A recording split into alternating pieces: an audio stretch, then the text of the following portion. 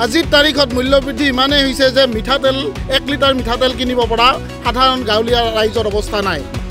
আমাৰ যিখিনি পানীয় কোকা-কোলা পেপচি এইবিলাক আছে এইবিলাকৰ হাফ লিটাৰৰ বটল তাতকৈ কমৰ বটলবিলাকৰ ক্ষেত্ৰত হিমন্ত বিশ্ব কি কৰিব স্পষ্ট কৰক।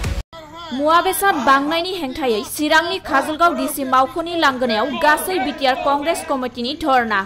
गासै बिटिआर कंग्रेस कमिटिनि बानजायनायाव आथिखालाव मुवा बेसाद दाम बांनाया अर जोंब्लावनाय बायदि जानायनि हेंथायै बीजेपी गो बैक, बीजेपी हाय हाय, आसाम सरकार गो बैक बायदि बायदि स्लोगानजों दिनै चिरां जिल्लानि काजलगाव डिसि मावख'आव धरना होनायजों लोगोसे गांसे गोसोखांलाय गथायनाय जायो।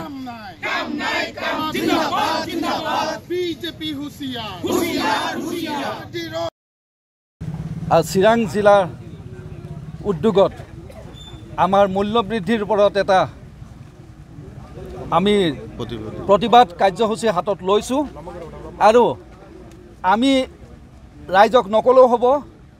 যোৱা কেইটামান বছৰত 2014ৰ পৰা যদি আপোনালোকে পৰিসংখ্যা চাবলৈ যায় তেতিয়াহ'লে গম পাব মূল্য বৃদ্ধিয়ে কেনেকৈ আকাশলংঘী ৰূপ লৈছে আৰু কেনেকৈ সীমা চেৰা গৈ আছে।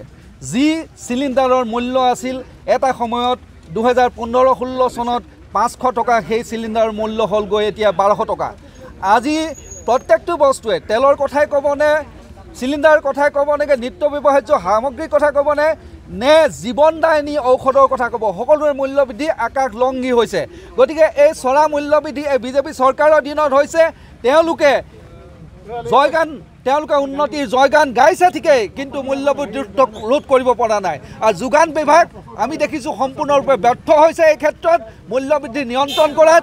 গতিকে আমি বিজেপি চৰকাৰ আৰু হিমন্ত বিশ্ব চৰকাৰক বিশেষকৈ ধিক্কাৰ দিছোঁ। তেখেতে সদায় মূল্যবৃদ্ধিৰ কথা ক'লে কয় যে মূল্যবৃদ্ধি হ'বই, তেনেকুৱা ধৰণৰ অলপ তুলুঙা মন্তব্য কৰে।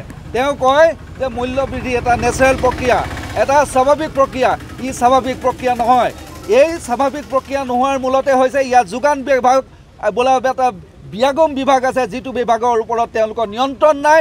এই যোগান বিভাগ সম্পূৰ্ণৰূপে ব্যৰ্থ হৈছে আৰু আমি ইয়াৰ দ্বাৰাই এই প্ৰতিবাদস্থলীৰ পৰা এটাই দাবী কৰোঁ, অতি শীঘ্ৰে তেওঁলোকে মূল্যবৃদ্ধিৰ ওপৰত যদি মূল্যবৃদ্ধি নিয়ন্ত্ৰণ কৰিব নোৱাৰে তেনেহ'লে আমি জাতীয় কংগ্ৰেছে ইয়াতকৈ তীব্ৰৰ পৰা তীব্ৰতৰ আন্দোলন গঢ়ি তুলিম আৰু আমি প্ৰশাসন অচল কৰি দিম যদি মূল্যবৃদ্ধি তেওঁলোকে ৰোধ কৰিব নোৱাৰে। মই ইমানকে ক'লোঁ আৰু আপোনালোক সকলোকে ধন্যবাদ দি এটাই বক্তব্য দিওঁ, আপোনালোকৰ এই মূল্যবৃদ্ধিৰ ওপৰত বিশেষকৈ আমাৰ মিডিয়াৰ বন্ধুসকলে যি ধৰণে প্ৰচাৰ কৰিব লাগে সেই ধৰণে প্ৰচাৰ কৰি যাতে আমাৰ মূল্যবৃদ্ধি ৰোধ কৰাৰ সহায় কৰে আৰু মূল্যবৃদ্ধি ৰোধ কৰি জনসাধাৰণক সকাহ দিয়ে। ইয়াকে কৈ মোৰ বক্তব্য সামৰিলোঁ। এটা কথা স্পষ্টভাৱে জনাইছোঁ, হিমন্ত বিশ্ব